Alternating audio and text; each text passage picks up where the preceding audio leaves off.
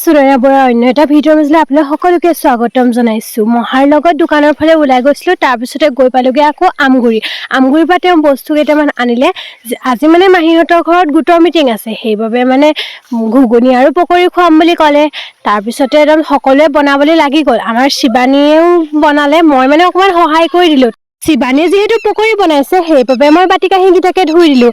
আৰু এয়া ঘুগুনিও হৈ গ'ল, তাই ঘুগুনিবোৰ চব বিতাই দিলে আৰু ময়ো গৈ দি থৈ আহিলোঁগৈ, তাইও দি থৈ আহিলেগৈ। তেনেকৈ বিৰাই মেলি হোৱাৰ পিছতে আমি ধুনবাকো মাতিলোঁ যে খাবলৈ আহা, আৰু তেনেকুৱাতে অকণমান দেৰি ৰোৱাৰ পিছতে আমাৰ ধুনবাও পাই গ'লহি। আমি গোটেইকেইজনী একেলগে তেনেকৈ ঘুগুনি আৰু পকৰি খালোঁ।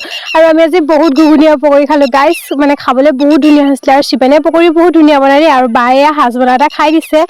তাইক মই জোকাৰি আছোঁ, তাই মানে মোকো হেৰি কৰি আছে দেখিছোঁ নহয়। তাৰপিছতে আমাৰ ইয়াৰ ছোৱালী সন্থা গোটেইটোকে মাতিলোঁ, তাহাঁতিবোৰ আহিলে খাবলৈ। তাৰপিছতে ভিডিঅ'টো কেনে পালে জনাব দেই, বাই।